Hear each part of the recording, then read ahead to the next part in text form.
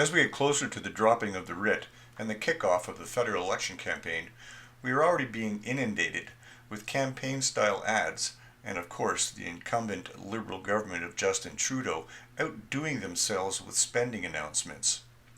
Apparently, the old Liberal game of trying to buy our votes with our money is climbing to new heights.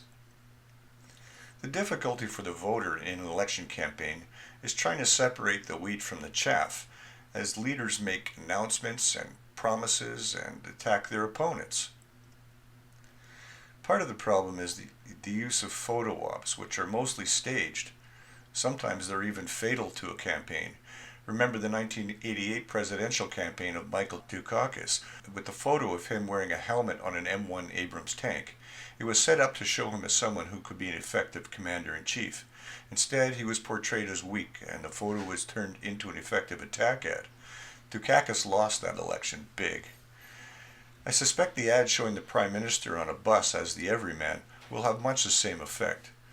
He gets ferried all over the place by motorcade, flies all over on the public dime on government aircraft.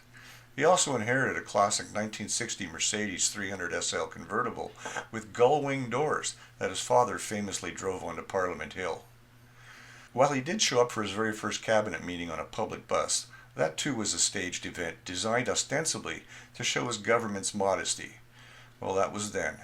In the 4 years since, they have abandoned all pretense to modesty and have been spending like drunken sailors. The only difference is the sailor spends his own money. The Liberals are spending your money. This week alone, according to Global News' David Aiken, on Monday and Tuesday, the Liberals made 50 spending announcements, totaling $1.8 billion.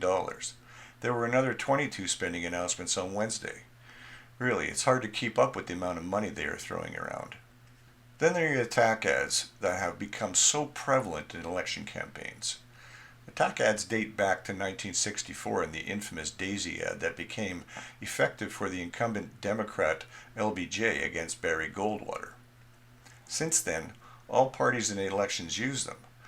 Mostly they are nonsense and typically full of hyperbole, but they are perceived to be effective and that's why they are used. Expect to be inundated in the coming weeks with all manner of nonsense from politicians of all stripes. The trick for the voter is trying to sort it all out and then decide who to vote for. For True North, I'm Leo Knight. Unlike the mainstream media and the CBC, we don't get government grants.